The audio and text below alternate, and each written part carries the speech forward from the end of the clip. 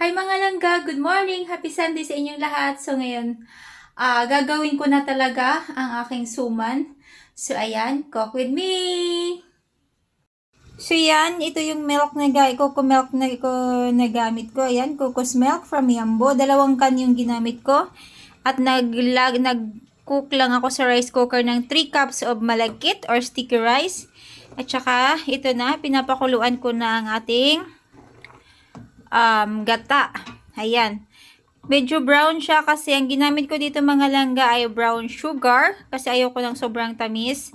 At saka naglagay na rin ako ng konting salt para mabalance, para hindi nakakaumay pag matamis lang. Naglagay na rin ako ng konting ginger pero tinanggal ko na siya para lang magkaroon lang ng konting amoy. At saka naglagay ako dito ng pure chocolate. Ayan. Excuse me. Meron kasi kaming tirang pure chocolate na hindi namin nagustuhan dahil sobrang pait niya kasi pure nga siya, wala siyang sugar. So, sinama ko na siya dito para yung ating suman ay magiging tsokolate. Ayan mga langga, nilagay ko na ang ating sticky rice. Dito, ayan, dapat mahina lang yung apoy, tapos halu-haluin lang natin hanggang medyo mag-iga siya ng konti. Ayan. Ayan na siya. Tapos, after nito, palamigin lang natin ng konti. Tapos, pwede na natin siyang balutin ng dahon ng saging. Hi mga langga. So, yan. Tapos ko nang lutuin or half cook yung ating suman. Ayan. So, ang ginagawa ko ngayon, itong dahon na galing sa Amazing Oriental. Kinat ko siya into this size. Ayan. Pagkatapos ko siyang ikat, halubin ko siya. Tapos, saka mag-umpisa na akong magbalot ng ating suman dito sa Netherlands. First time kong magluto ng suman dito mga langga. At gamit yung coconut milk in can. So, good luck! Hi mga langga! Ayan. Mag-umpisa na tayo sa ating pagbabalot ng ating suman. Ayan. Ikot-ikutin lang natin hanggang ganyan na siya. So, yan. Pagkatapos ay i-roll na natin siya ng ganito. Ayan. Okay.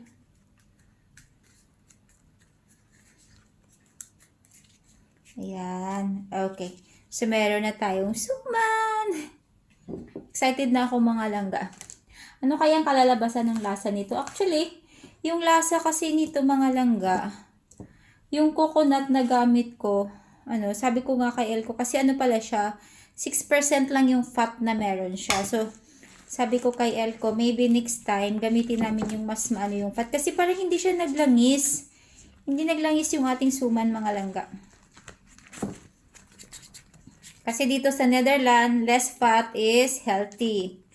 Ganito kasi sila dito mga langga. So, more na less fat, mas healthy yun. So, ina-advise nila talaga or mas preferred nila yung less na fat. So, yan.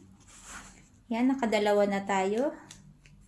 Ayan, pag nag-fold, dapat yung dugtungan or ito na side, nasa top siya. Ayan. So, meron na tayong dalawa. Exciting. So, yan lang mga langga.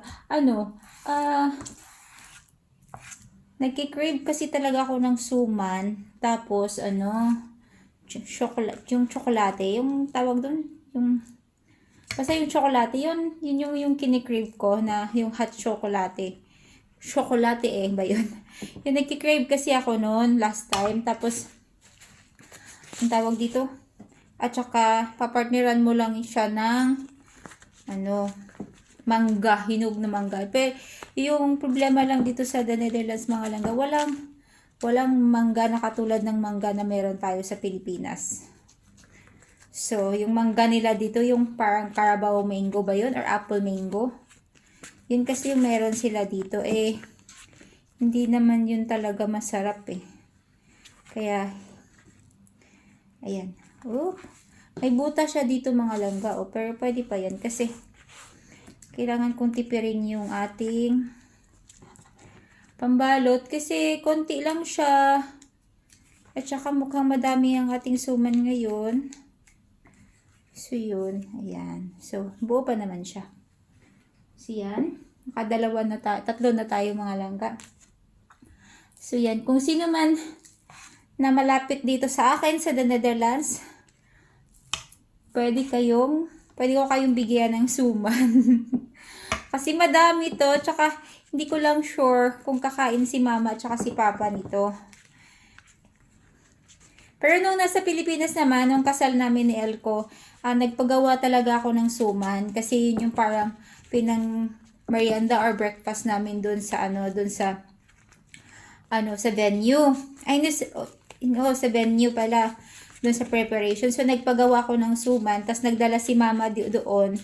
Dinala ni mama doon sa kugon yung suman na pinagawa namin.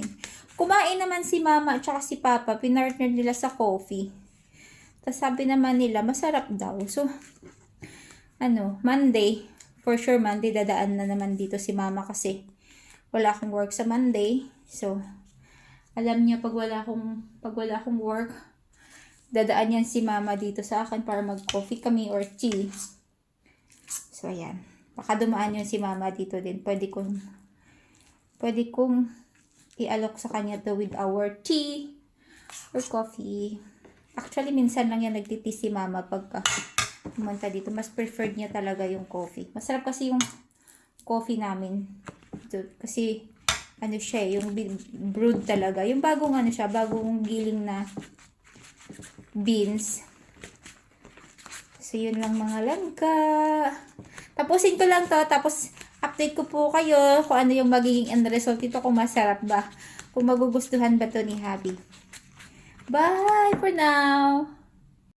Hi mga langga! Again, ayan, tapos na akong magbalot. Ayan, sa 3 cups na ginawa ko, nakabuo ako ng 17 pieces na suman. Ayan. So ngayon, iboboil ko na siya for 2 to 3 hours. Maximum 3. So yan lang mga langga. Babalikan ko kayo mamaya sa result. Bye! Be kind! Hi mga langga! Ayan. Meron kasing naiwan dito na parang tutong or dukot in Bisaya. Kaya kinain ko. Sarap. Masarap na siya langga. Pero, tingin ko talaga kulang siya sa gata. Iba pa rin kasi talaga yung fresh gata na gagamitin natin pag gumagawa tayo ng suman.